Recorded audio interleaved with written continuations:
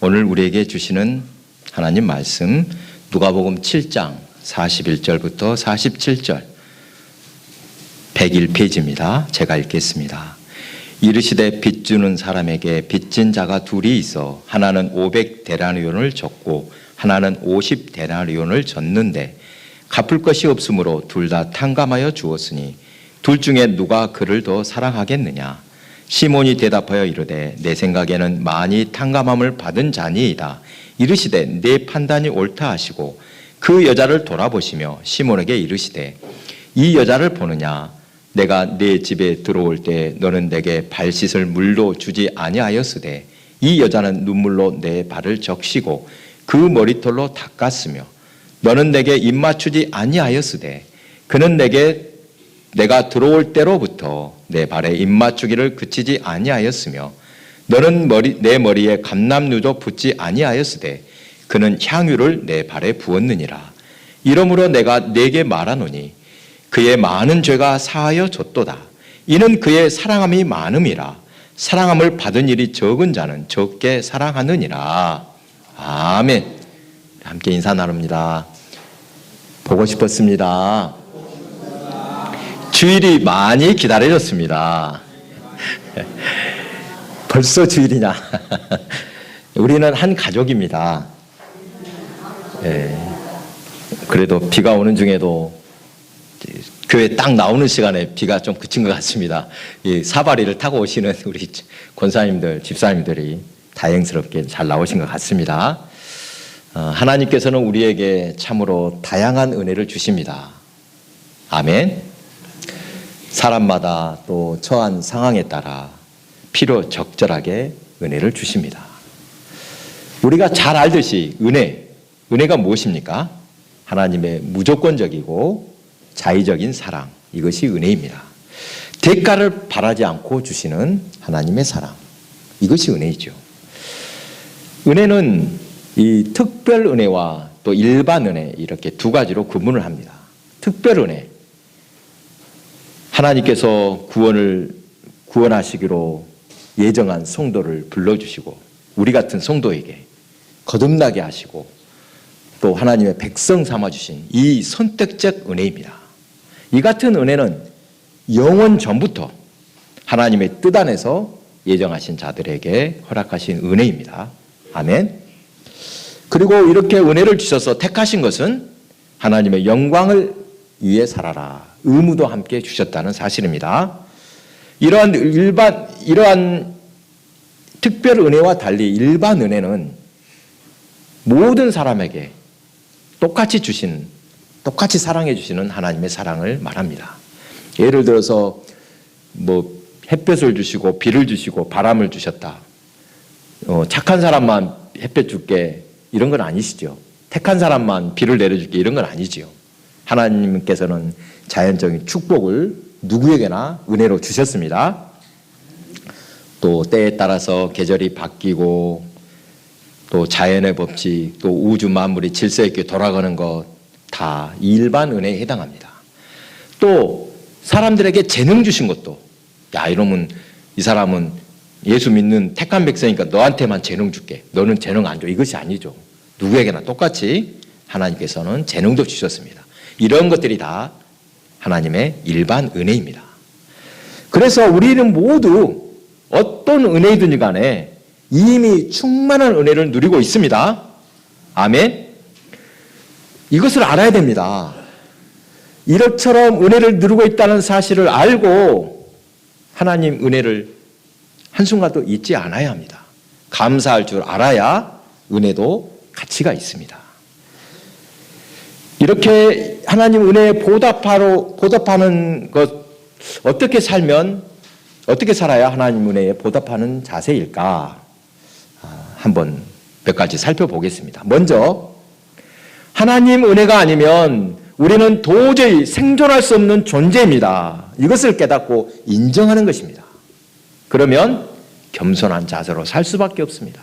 겸손함을 가지라는 것입니다. 다음으로 하나님께서 주신 은혜를 기억하며 늘 감사와 찬송을 드리는 것입니다. 감사하는 마음을 가지라는 것입니다. 생각하면 감사밖에 안 나오지요. 마지막으로 그 은혜를 누릴 만한 경건한 신앙을 유지하기 위해서 세상의 악에 맞서 싸우는 자세로 살아야 합니다. 세상 흘러가는 대로 그냥 따라 살지 말고 항상 깨어 있으라는 것입니다. 그럴 때 우리는 하나님께서 주시는 놀라운 은혜를 날마다 더욱 풍성히 누릴 수 있음을 믿으시기 바랍니다. 오늘 본문에는 비유가 나옵니다. 간단한 비유이죠. 빚진 자 둘이 있는데 하나는 500데나리온을 줬고 다른 하나는 50데나리온을 줬는데 갚을 것이 없으므로 주인이 둘 다 탕감해 주었습니다. 둘 중에 누가 그를 더 사랑하겠는가? 누가 더 감사하겠는가? 많이 탕감받은 자가 더 기뻐하며 감사할 것이다. 이런 내용입니다. 예수님께서는 지금 누구에게 이 비유를 말씀하셨습니까? 앞에 36절부터 보면 예수님께서 어느 날 바리새인의 집에 초청을 받아 그 집에 가셨습니다. 이렇게 초청받는 경우가 많지 않았습니다. 한두 번, 몇 번 안 되지요. 이 시몬이라는 바리새인의 집에 앉아 계실 때 한 여인이 예수님 발 아래 엎드려 눈물로 발을 적시고 그 머리털로 닦았습니다. 또 발에 입 맞추었습니다. 그리고 향유를 예수님의 발에 부었습니다. 그런데 사람들은 이것을 아름답게 보지 않습니다. 시기 질투하는 한마디로 꼬인 마음으로 못마땅해 합니다. 그리고 이 집주인이 생각하기를 이 사람이 만일 선지자라면 자기를 만지는 이 여자가 누구며 어떠한 자 곧 죄인인 줄을 알았으리라. 저 여자가 얼마나 더러운 여자인지를 알았다면 아마 저렇게 하지 못하게 했을 텐데 그것도 모르는 것을 보니 선지자일 리 없다. 이렇게 생각하고 있습니다. 그들의 속마음을 아신 예수님께서는 두 빚진 자의 이야기를 하셨습니다. 빚진 두 사람이 있어 한 사람은 500데나리온을 지고 다른 한 사람은 50데나리온을 졌습니다. 여러분도 아시죠? 당시 한 데나리온 어떤 가치라고 그랬습니까? 노동자의 하루 품삯이었다고 합니다. 요즘 아무리 적어도 하루 일당 어느 정도 합니까? 최소한 한 12, 13만 원 임금을 받습니다. 500데나리온을 오늘날 임금으로 계산하자면 최소 한 6천만 원 이상으로 적지 않은 돈입니다. 이에 비해 50데나리온은 600만 원입니다. 이 두 사람은 다 갚을 능력이 없었습니다.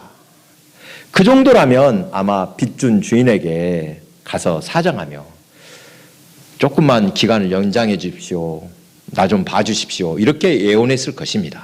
그랬더니 빚을 준 사람은 사랑이 많은 사람이라서 그들을 불쌍하게 생각하며 둘 다 탕감해 주었습니다. 이 비유를 들려주신 다음 너희 생각에는 이 둘 중에 누가 더 저를 사랑하겠느냐 물으셨습니다. 당연한 건 아닙니까? 시몬은 뭐라고 대답합니까? 많이 탕감함을 받은 자라고 대답합니다. 그 말을 들으시고 예수님은 내 판단이 옳다라고 하신 후에 그 여인과 시몬이 두 사람 어떤 모습인가 서로 대조하여서 말씀하셨습니다. 내가 내 집에 들어올 때 너는 내게 발 씻을 물도 주지 아니하였으되 이 여자는 눈물로 내 발을 적시고 그 머리털로 닦았으며 너는 내게 입맞추지 아니하였으되 그는 내가 들어올 때부터 내 발에 입맞추기를 그치지 아니하였으며 너는 내 머리에 감람누조 붓지 아니하였으되 그는 향유를 내 발에 부었느니라. 이것을 보니 결국 너보다 이 여자가 나를 더 사랑한다 이것입니다. 나를 대접하겠다고 괜히 신경 쓰고 번거롭게 할 뿐이지 정작 중요한 것이 무엇인지 놓치고 있다라는 것입니다. 그 여자가 낫다. 그가 더 사랑함이 많다는 것입니다. 예수님의 발에 향유를 부인 여인의 이야기, 누가복음 12장에도 이런 비슷한 이야기가 나옵니다. 무덤 속에 있던 이 오라버니 나사로를 나흘 만에 살리신 주님의 은혜가 너무도 크고 감사하고 기뻐서 예수님의 발에 향유를 부은 마리아의 이야기입니다. 이것은 마리아의 감사와 헌신을 나타냅니다. 발에 향유를 부은 것은 감사하는 마음, 헌신하는 마음이라는 뜻입니다. 이에 비해 오늘 본문의 이야기는 회개 또 눈물로 섬기는 이야기입니다. 조금은 다르죠. 감사와 기쁨인데 회개와 눈물입니다.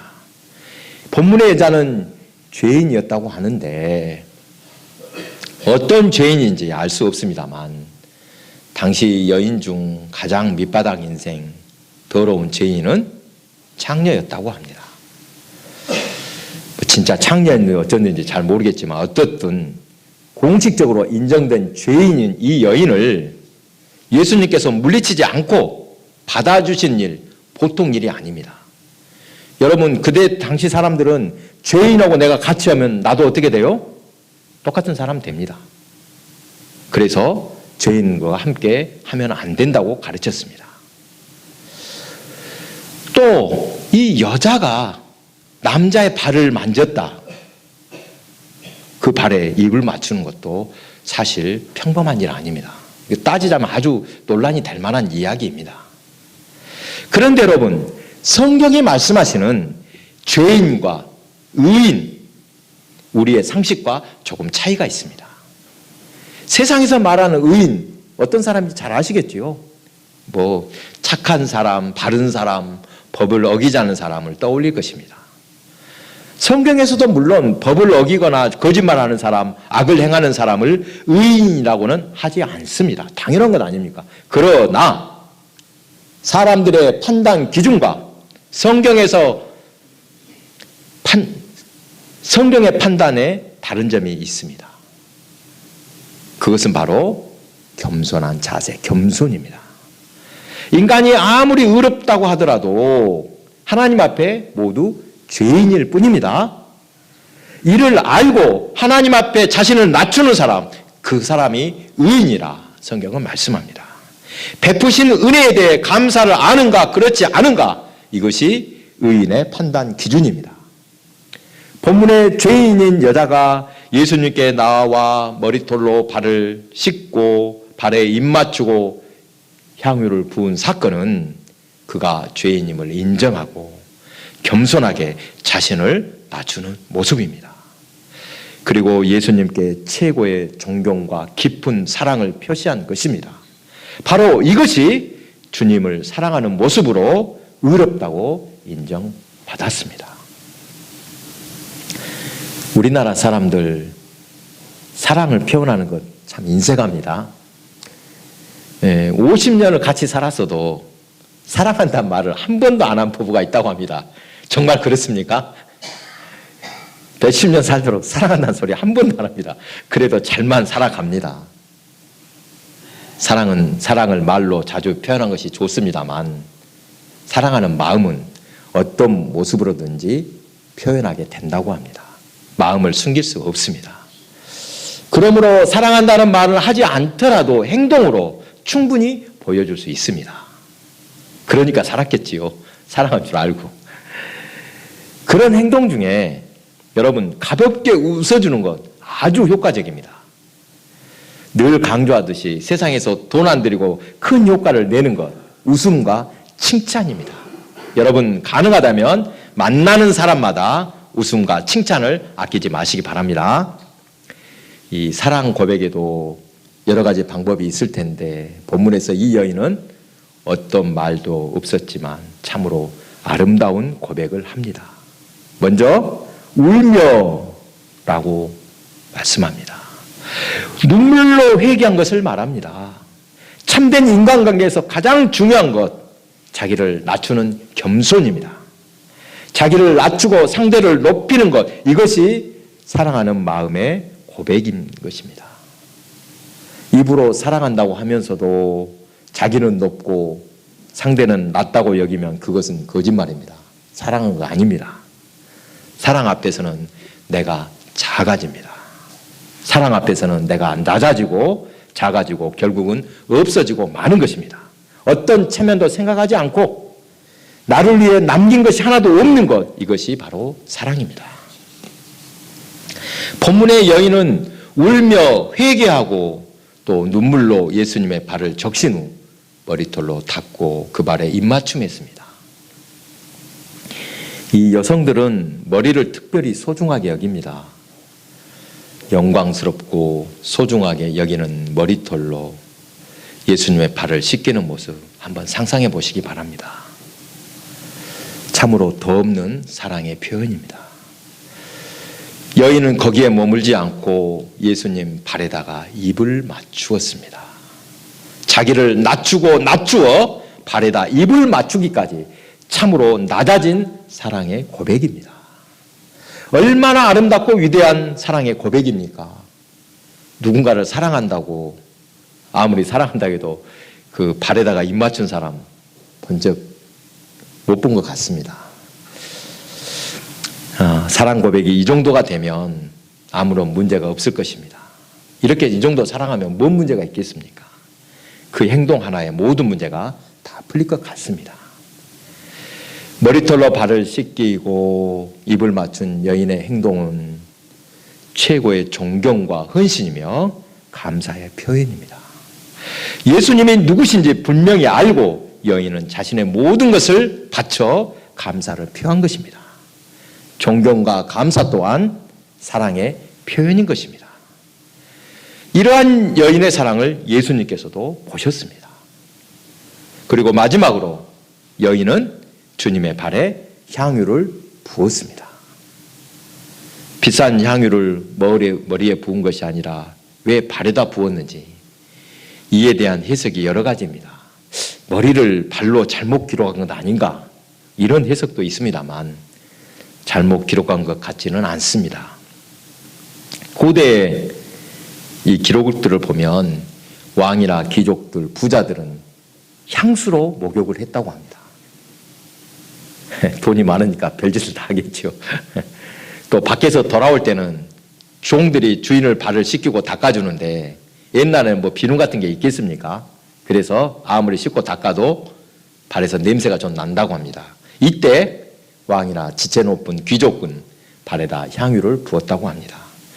이런 것을 볼 때 예수님의 발에 향유를 부은 것, 예수님을 최고의 분으로 왕처럼 높여드린다는 의미입니다. 이는 가장 영광된 제1의 분으로 높이고 존경하는 의식이 되었습니다. 예수님이 누구신지 알고 있다는 뜻입니다. 그런데 문제는 이것을 보고 주인 시몬이 못마땅해 여겼습니다.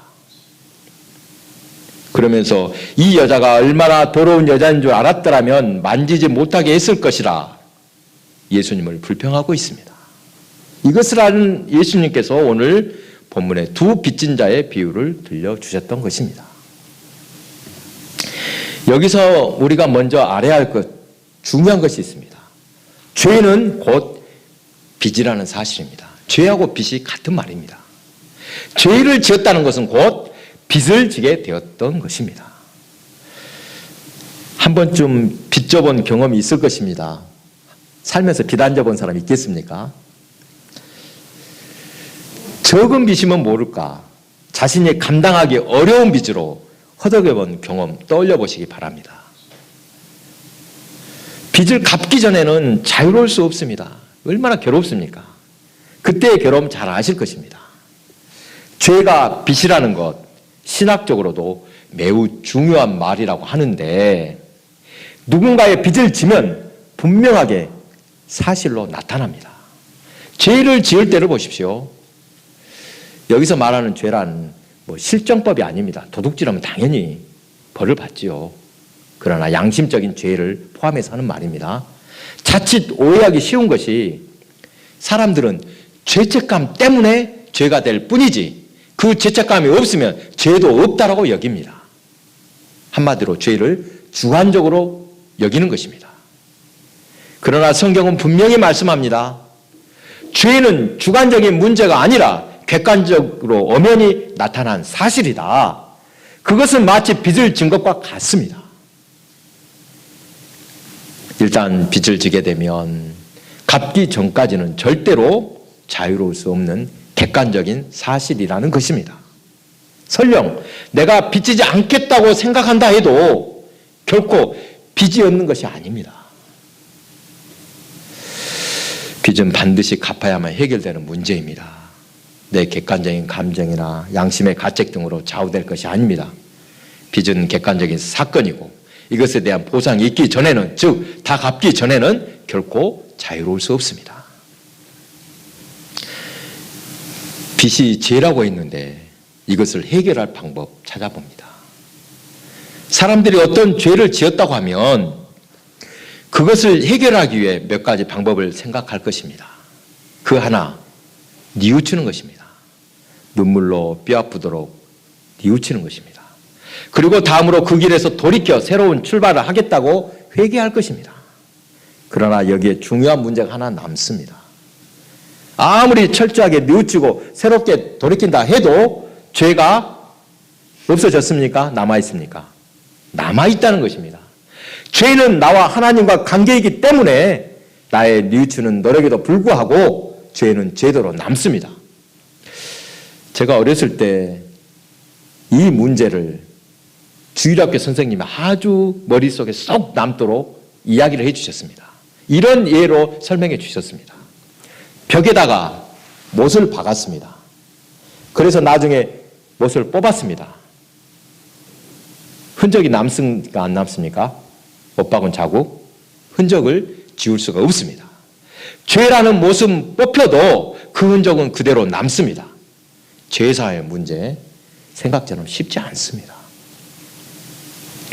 이런 죄의 보상으로 지난날에는 내가 남의 것 빼앗으며 살았으니까 이제는 남한테 나눠주고 구제하고 살아야 되겠다. 남을 아주 괴롭혔으니까 이제는 도우며 살아야 되겠다. 노력하며 고행을 해보지만 그것으로 해결되지 않습니다. 이미 지은 죄는 마찬가지입니다. 내가 죽인 자가 살아나지 못하듯이 내가 괴롭힌 사람이 과거에 당한 괴로움이 오늘 내가 마음먹기에 따라 없어지는 것이 아닙니다. 이것을 볼 때 죄는 윤리적으로나 도덕적으로 특별히 하나님과의 관계에서는 절대로 없어지지 않습니다. 아무리 크게 뉘우치며 돌이키고 고행을 해도 없어지지 않더라는 것입니다. 이는 하나님 앞에 반드시 갚아야 할 절대 빚임을 알아야 합니다. 그렇다면 이런 빚을 도대체 어떻게 해결할 수 있다는 말입니까? 영원히 빚에 묶여 죄에 묶여서 살 수밖에 없는 운명입니까? 방법이 하나 있습니다. 빚진 빚의 주인인 하나님께서 탕감해 주시는 것입니다. 아멘. 그렇지 않고는 해결의 길이 없습니다. 우리는 모두가 다 죄인입니다. 크고 작고를 떠나 하나님이 탕감해 주시지 않고는 헤어날 길이 없는 똑같은 죄인들입니다. 여러분 50보 100보 이런 이야기 한 번씩 들어보셨죠? 이 말이 생겨난 배경입니다. 옛날 어느 전쟁에서 대세가 불리해지자 도망가는 병사들이 있었습니다. 에라 모르겠다, 안 되겠다, 지겹다, 도망가자. 도망갔는데 나중에 전세가 역전이 되어서 승리하자 흩어졌던 도망갔던 병사들이 다시 모였습니다. 이때 도망간 자들이 누구냐 하니까 한 사람은 나는 50보 도망갔다고 하고 또 한 사람은 나는 100보를 갔다고 합니다. 50보를 간 사람은 자기는 조금밖에 안 도망갔고 100보를 간 사람보다 낫다고 여겼을 것입니다. 그러나 이야기를 듣고 있던 장군은 뭐라 하겠습니까? 그래봤자 도망간 것은 마찬가지라. 그래서 50보 100보라는 말을 했다고 합니다.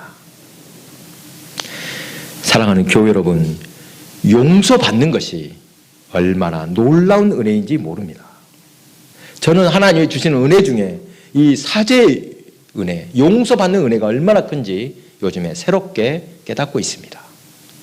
우리가 아무리 철저하게 산다고 해도 죄를 안 짓고 살려고, 빚을 안 지고 살려고 해도 50보 100보입니다.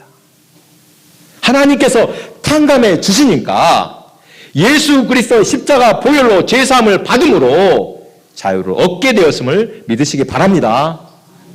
우리는 스스로 자랑할 공로가 아무것도 없습니다. 오직 은혜로 구원을 얻기 때문입니다. 죄가 많든 적든 크고 작든 모두 죄인이므로 누구나 탕감받아야만 합니다. 방법은 오직 예수님의 십자가, 우리 주님으로 탕감받을 수 있습니다. 예수님 앞에 나와 회개하고 믿음으로 예수님의 십자가의 의와 하나가 되고 탕감받는 그 은혜로 사는 것입니다. 누구라도 예수님의 이름으로 탕감받아야 함은 마찬가지입니다.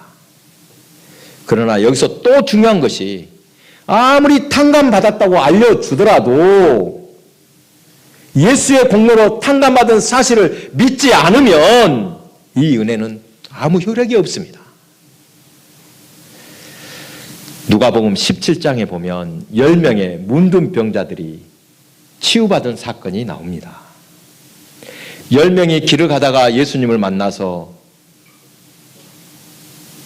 가서 제사장에게 너희 몸을 보이라라고 돌아가는 길에 10명이 다 치료를 받았으나 그중 오직 한 사람 사마리아인이 가는 길을 돌이켜서 예수님께 감사의 인사를 하러 왔던 이야기입니다. 여러분 들어보셨지요? 나머지 사람들은 기쁜 나머지 감사는 잠시 뒤로 미뤘는지 아니면 아예 잊어먹었는지 모릅니다만 이 사마리아 사람만 무엇보다 먼저 감사를 표했습니다. 이때 예수님께서는 그에게 내 믿음이 너를 구원하였느니라 말씀하셨습니다. 여기서 믿음이란 구체적으로 어떤 믿음입니까? 내 믿음이 너를 구원했다. 그것은 바로 감사할 줄 아는 믿음을 말씀합니다. 여러분, 감사도 아무나 하는 것이 아닙니다. 하나님 은혜를 아는 사람, 많이 탕감받았다고 고백하는 사람이라야 감사도 할 줄 압니다. 그러니까 믿음은 감사로 나타나고 그렇게 감사하는 사람이 구원받은 성도라는 것입니다. 빚진 자로서 도저히 갚을 방법이라고는 없는 우리를 하나님께서 불쌍히 여겨 주셨습니다. 그리고 예수 그리스도 십자가를 통한 놀라우신 은혜로 모두 탕감해 주셨습니다. 이것을 믿고 늘 감사하는 삶, 그것이 바로 구원받은 성도의 삶인 것을 믿으시기 바랍니다.